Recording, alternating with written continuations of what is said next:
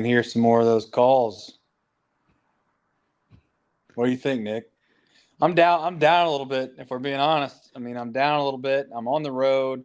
It's hard for me to follow the games as tightly as I'd like. I didn't get a chance to see the first 4 or 5 innings. I didn't need to see Ashcraft's outing.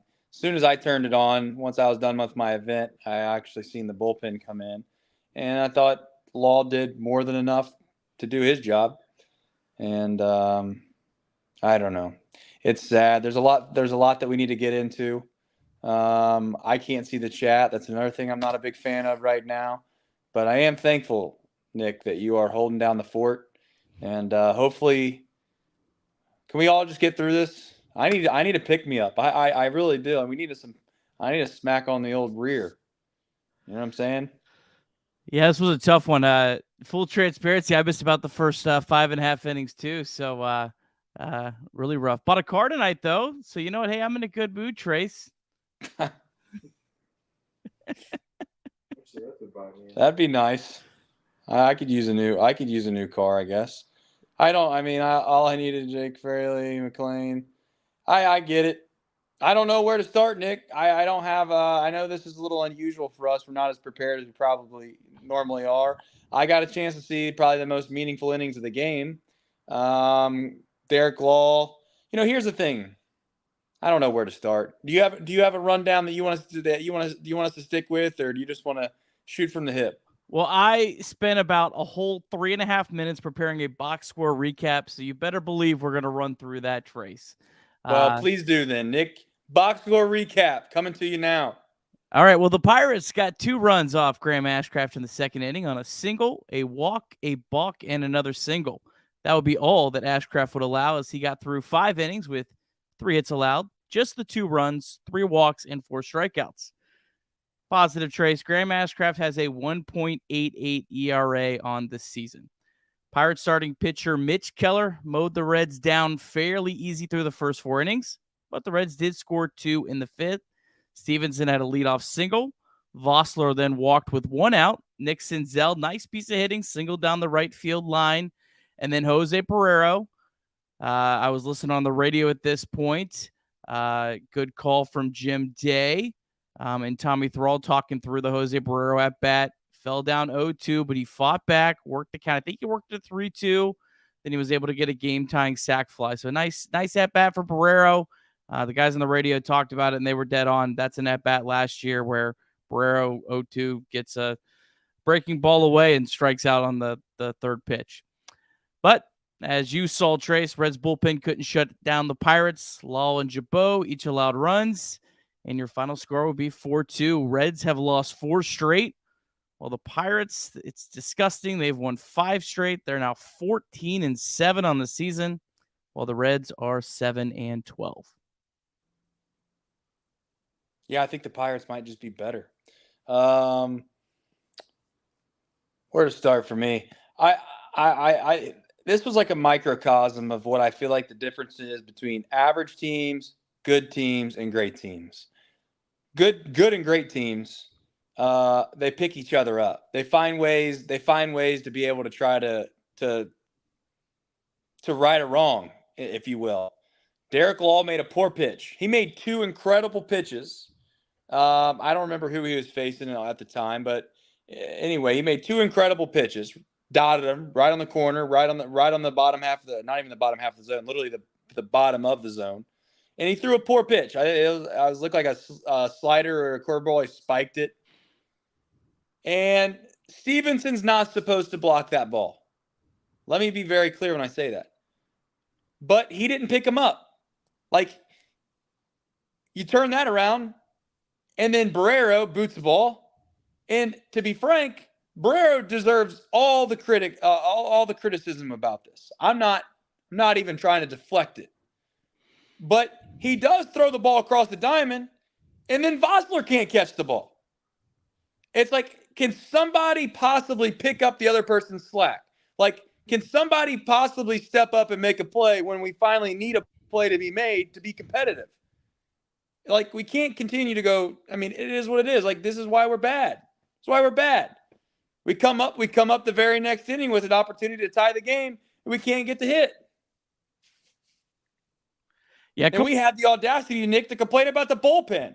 Like we sit here and try to make the bullpen the scapegoat for this terrible baseball team we have in Cincinnati the very first 2 weeks of the season, and it has not. The bullpen's been more than fine. Yeah, two things that really stand out to me, and I know the chat's been all over one of these. The biggest difference between the Reds and the Pirates right now to me is number one, the Pirates can hit the ball out of the ballpark. Reds just can't. They're not hitting home runs. And say what you want, but when you don't hit home runs, it's hard to score runs consistently. The Reds, I think last night had 9 hits, and just they're not. They need a couple guys that can really drive the ball. That's the big thing. And the other thing's the defense, like you were talking about. Pirates, man, they've got a lot of guys that are good defensive players, and this is something that, by all accounts, is being addressed by the Reds. You're going to have Ellie De La Cruz, Matt McClain, Noel V. Marte, Edwin Arroyo. All these guys are athletes, better defenders. So right now it stinks. It stinks watching lousy defensive players. I have been calling the Reds out for this for years. I think it hurt them tremendously in 2021.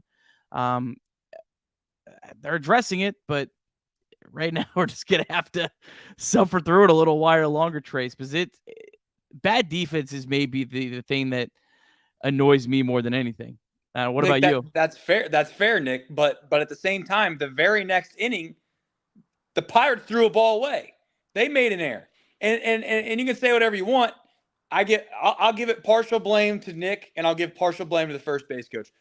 Nick's the guy that actually makes the decision. For those that are curious about how much how much the position coaches, and I say position, I really mean base coaches, how much the base coaches actually make an impact on whether or not guys decide to go or don't go, is very rare. The third base coach clearly obviously makes a decision on waving somebody home. I would say 70 to 80% of the time. That's fair. But when that ball skirts away, Senzel's got to go to second base, man. I mean, it ended up not being like a huge deal, but at the time it felt like a big deal to get a guy on second base, in scoring position.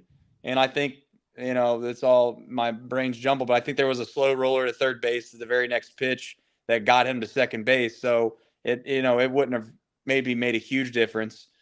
But again, like, the Pirates gave us an opportunity. We didn't seize on it. And then we gave them opportunities and they got hits. Like, I mean, they just did. Santana hit a backside double and scored McCutchen from first base. Like, those are things that the Reds, this offensive team's not doing. And I hear you keep saying this, and I'm not disagreeing with you, Nick, but it is hard to score runs if you don't hit home runs. And then 8 out of the 9 guys in the lineup, Nick, are hitting below 200, it seems like. So, yeah, I mean, yeah, it is hard to hit. It's hard to get score runs when consistently you look up and down the lineup, and the only person that I would say in this lineup, 2 people, and I keep saying it, maybe 3 guys in this lineup where you're like, okay, I feel confident when this person comes to the plate. Those are who? India, maybe Steer, maybe Friedel. And Friedel. Those are the 3 guys I have. I honestly, and I love Stevenson, but right now I don't think he's a guy that's like, I'm like, oh, I'm glad Stevenson's coming to the plate. Like, he looks a little bit lost. And then the rest of them, I'm not even sure. Fraley, to be fair to Fraley, it depends. It depends. However, the rest of them, I'm not even sure if they're big league hitters. And I'm not even trying to be mean. I'm just being honest. Like, I'm not trying to be negative, but I'm not sure how many guys that are in this lineup are actually big league hitters.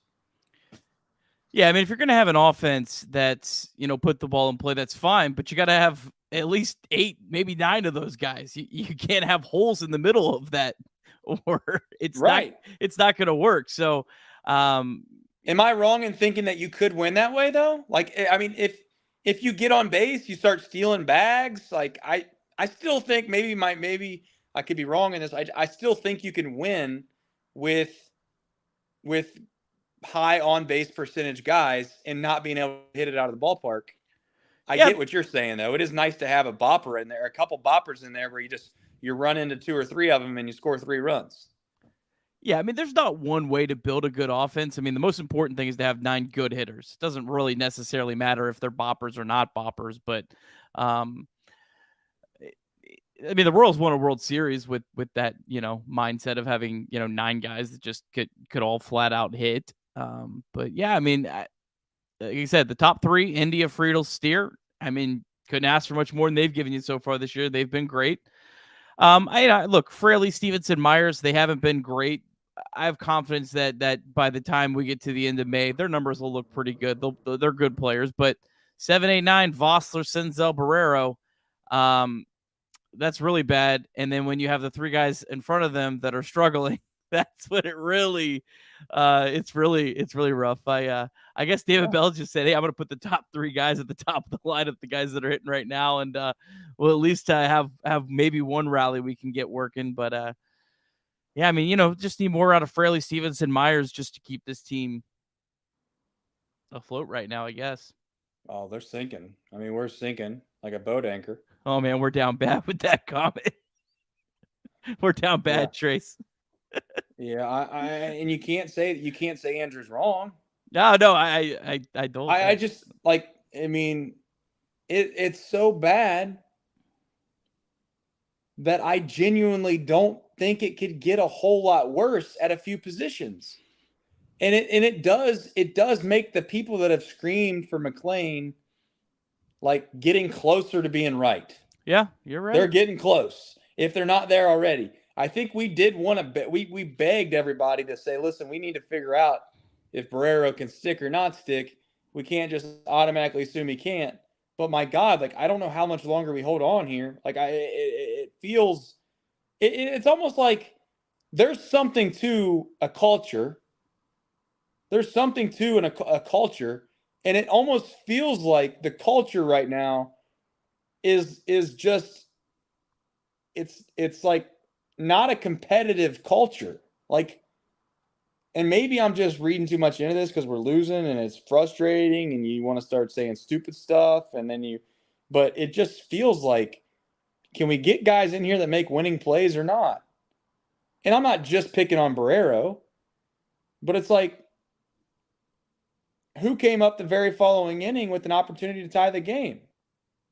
I know, I can't think off the top of my head. I was literally, but we had opportunities to tie the game after that. And Barrero's got to catch a baseball. I mean, he just does, Nick. I don't. It's hard for me to like sit here and crush guys for physical mistakes. I usually don't like doing that, but what are we supposed to do? Yeah, it's strange to see Barrero not being great defensively at shortstop. Because that is the one part of his game that I felt the most confident. He's almost been better at the plate. I mean, it's a 618 OPS. It's nothing to, give the guy a trophy. But the fact that his defense has maybe been worse than his offense is one of the biggest surprises of the season for sure. A couple people brought this up in the chat. Ashcraft got pulled 89 pitches. Like I said, I honestly didn't get to watch a lot of Ashcraft's outing. I wish I could talk about so I don't want to. I don't want to really comment one way or the other. Yeah, I mean, it would be nice to see him pitch a little deeper, but I mean, he did walk 3 guys, so I don't know. I don't even know where he came out of the game, to be honest with you. Where he was at. It's really difficult. It's really difficult to be critical and or have an opinion on that when you don't get a chance to watch. I mean, those 89 pitches could have been super stressful. They could have been relatively normal, or they could have been stress free. I don't know. I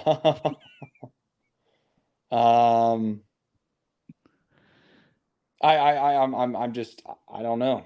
I'm at a loss for words on what you do if you're David Bell. And I know everyone wants to make fun of it, including you, Nick, on the idea of having like this fiery personality sometimes. And just like, I just don't know how, as me, Trace Fowler, sitting in the Hilton Garden Hotel in Bloomington, Indiana, with no real fight, no dog in the fight. I don't get paid by these guys.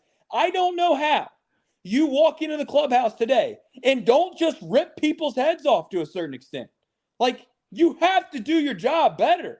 And if you don't, I don't care. I'll go get someone else.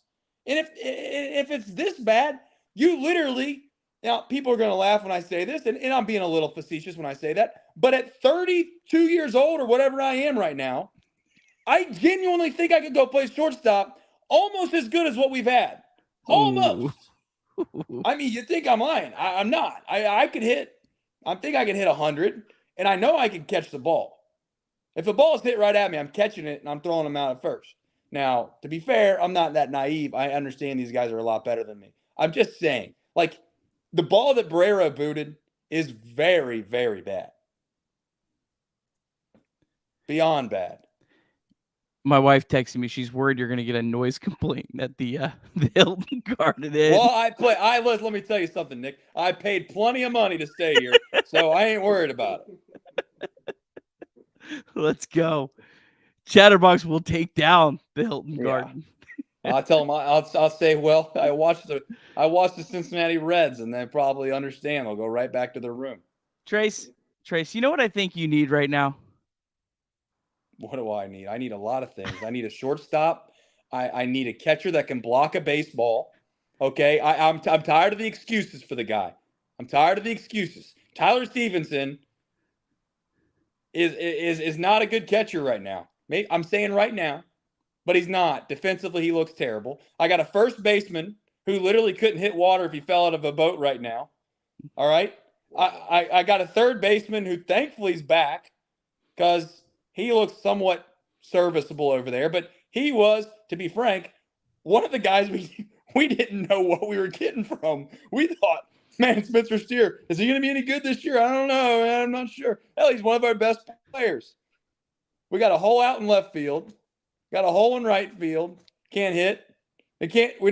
Center fielder's he's actually a little bit of a bright spot.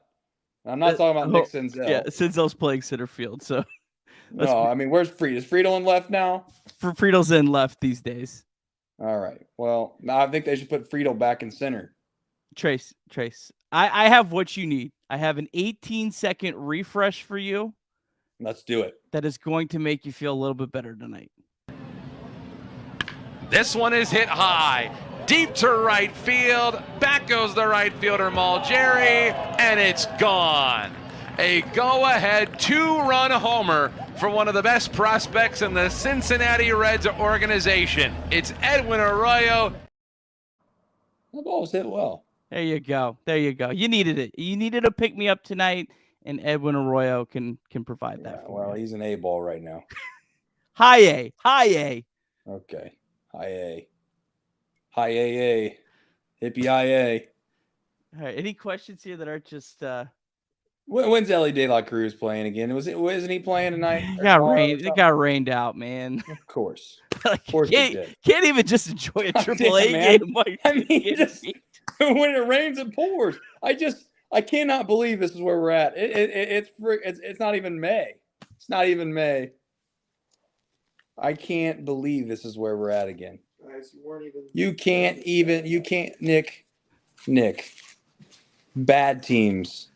Even bad teams should get luckier than what the Reds have been the last few years. Don't say that, because I saw them go 3-22 last year. We knew we were going to suck. I just don't understand.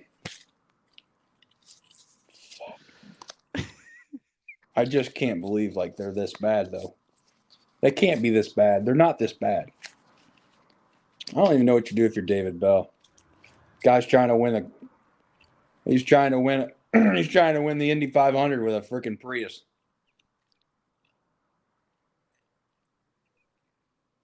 What? He is. I mean, this thing's bad, man. I wish I could see the chat. I want to talk with the chat. I'm displaying it for you. I know you did. Jared's got some wide words of wisdom. Honestly, they're a lot better than last year. And that puts into perspective how terrible last year was. That's the one thing I can enjoy. You know what, Jared? We needed that comment tonight. Sometimes some of these nights where they've been really bad, Nick, I thought to myself, okay, well, at least I can go lay my head at night. I got kids that love me. I got a beautiful wife. I can't even do that tonight. I got to sleep next to Casey McAllister. The terror. The dictator. Brutal. I mean, this is low. This is low. I got to go work tomorrow. Right. You want to talk about Senzel? I mean, the guy did have an RBI hit tonight, so but I'm not even worried about Senzel. I don't think he's a dude on this team. I'd like to have his spot replaced.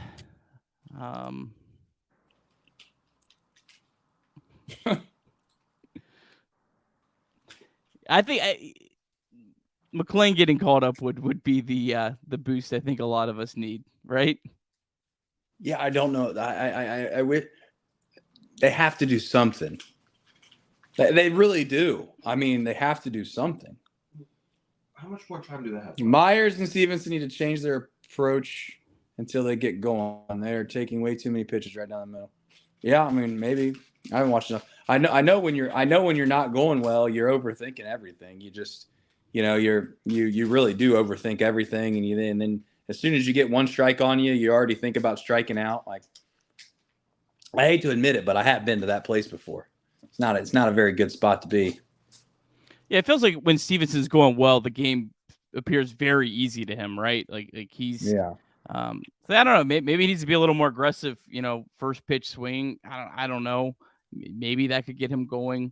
But yeah, I mean, it's tough watching Fraley, Stevenson, Myers struggle when you already have a bottom of your order that's just not very good. Who's your daddy? Who's your daddy thinks I've had a few cocktails? I am sober as you can be. I've not had one drip of alcohol enter my body today. That's why I'm telling you, that's probably why I do need to go downstairs and get some. I wish I had answers. When at the beginning of the year, Nick, it's like, okay, well, I mean, if maybe Barrero can get hot, I don't know. You start making up stuff. Now I'm just sitting back. I watch these games. I watched an inning where Derek Law spiked a pitch about 55 feet. Tyler Stevenson wears it straight in the face mask, can't block it. Not saying he should have. Couple pitches later, Jose Barrero gets a ball hit directly at him, and they didn't show the replay enough. But I'm pretty sure Jason Vossler literally just whiffed the ball. Like, I don't even know if it hit the dirt. Yeah, it's tough right now. Tough days. Tough. I don't know what we're supposed to do. I mean, the bullpen's throwing relatively well.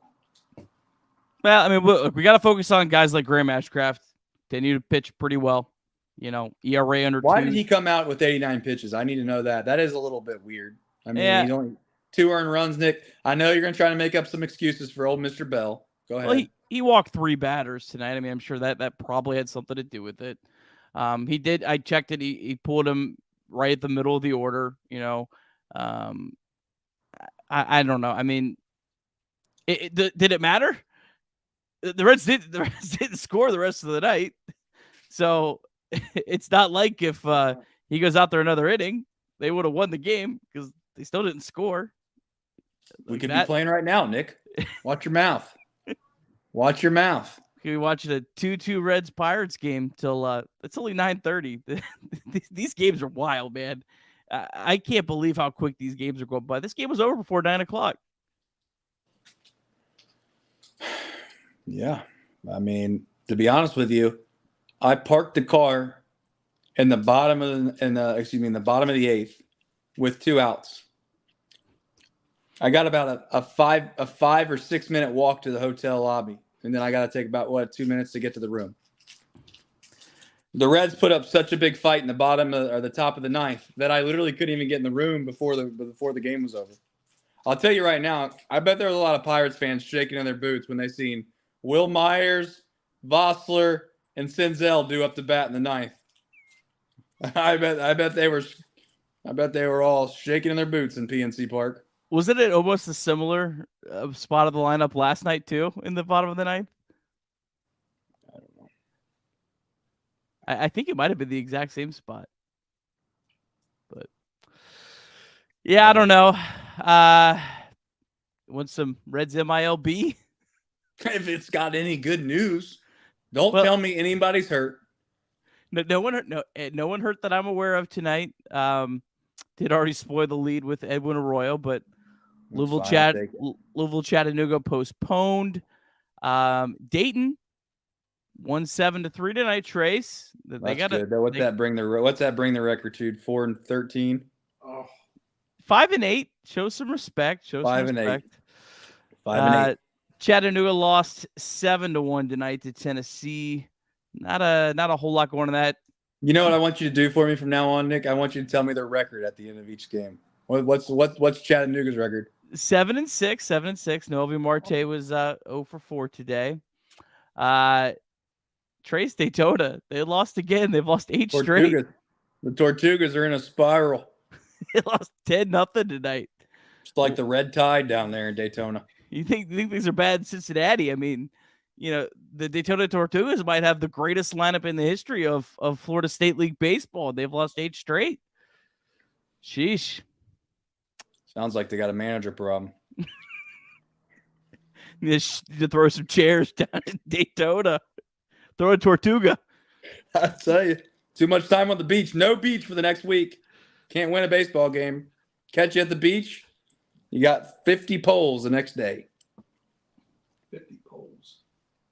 They'll learn fast. What's a pole? What do you got? Nick, you know what a pole is? I don't. Oh, no. What's a pole, Trace? You don't know what a pole is, really? Yeah, Like a fishing pole? No way. The chat, do you know what poles are? Somebody in the chat knows what a pole is. Chat, come on.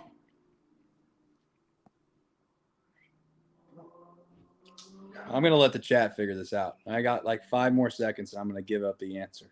I mean, is it running from foul pole to foul pole? Look at that. Casey Cox figured it out. It is poles. You got to run. You got to run from one foul pole all the way to the other foul pole. Casey, man, he's learning this game of baseball quick. I'm impressed. Yeah. That's right. Yeah, 50 poles if I catch you out at the beach if I'm the Tortugas head coach. Head coach is in manager. I don't want to get that mixed up. Well, it's been a blast, Nick. I mean, I don't know. I'll think tonight. I'm going to tell you what I'm going to do. I'm going to go down to the coach's corner tonight. I'm going to get a couple Miller Lights. Okay. I'm going to think on this. I'm going to think about what the Reds have got to figure out. What do we got to do? All right, I'll answer Doug's question here. I haven't heard anything on Christian Encarnacion Strand being activated. He was participating in baseball activities, so hopefully that's soon. Be nice to have both Encarnacion Strand and Ellie De La Cruz and Matt McClain in the same lineup. That would be probably a lot more entertaining to watch than certainly the bottom of the Reds lineup right now. And then tomorrow, Trace. This is a slump buster right here. This is what's going to do it. Luis Cessa, just the way baseball works, he's going to come out and throw a gem tomorrow. But yeah, Luis Cessa, Rich Hill, some notes if you really want to be dialed in. Rich Hill coming in really hot. Last 2 starts, 2.25 ERA, and those starts were at Coors Field and against the Houston Astros. So Richie's pitching well. Slowest pitcher in baseball, throws the slowest fastball. Dominates lefties, struggles against righties. So hopefully some guys like India and Steer, and hey, maybe even some of our guys like Stevenson and Myers, maybe they can get going. Earlier in the year, 5 innings, 3 runs allowed against the Reds in India, and Kevin Newman have a home run. I can't wait. Have a home run. Newman in there. You know what? Newman hasn't played all series. Maybe they need Kevin Newman to get some of that magic at PNC Park. Yeah, I mean, in all seriousness, I know I make fun of the fact that you shouldn't play Kevin Newman. There is something about the idea of going back and playing against your own team. I really do believe in that. I think there's something to that. I think Kevin Newman might be the guy. Tomorrow he might be the guy that gets us out of the rut. All right, I'll leave you on one really positive note. Luis Cessa, a career 3.86 ERA, a sub-4 career ERA against the Pirates. So there you go. Yeah, this show is brought to you by Betfred Sportsbook. I'd be curious to know what the over-under is tomorrow. I mean, it's got to be like 12 runs, 13 runs. With the Reds' offense, though, right now? I mean, yeah, but I mean, you gotta think that the Pirates are probably going to score 10. I'm kidding a little bit. I just, again, I'll tell you what I'm going to do for the chat and for everybody watching, and definitely for you, Nick. Most importantly, you. I'm going to go down to the coach's corner, which is down in the lobby. I'm going to get about 5 to 10 Miller drafts. Okay. And I'm going to pull out my notes on my phone. And I'm going to figure it out. I'm going to find out what the problem is with this team. I don't know what it is yet. But similar to my man Ted Lasso, I'm going to go down there. I'm going to figure out some triangle offense. And we're going to move on. It's probably going to come up with something along the lines that if you can't field, you can't throw, and you can't hit, then you can't play. So someone else is going to take your spot. And we're not going to feel sorry for you. We're not going to give you a bunch of time. That's right. And we're just going to send you down to Louisville. And if you can't play at Louisville, then you'll go to Chattanooga. You can't play at Chattanooga. Then you go to Dayton. If you can't play at Dayton, then you go to Daytona, I guess, or wherever the hell you go. And let's just bring Arroyo up too while we're at it. He could probably at least catch the ball. Whew. Think that would be something for sure. In all seriousness, Nick, if you had to put $1,000, all right, you ready? Edwin Arroyo goes straight from single A to the big leagues. Does he have a better slash line than Jose Barrero and Les Ayres? He has less errors, but he does not have a better slash line than Jose Barrero right now. No chance. No chance. Fair enough. All right. I know you want to end this show. I don't blame you. Sign us off. Well, the sad part is that means I have to go, which means I got to go down to the coach's corner.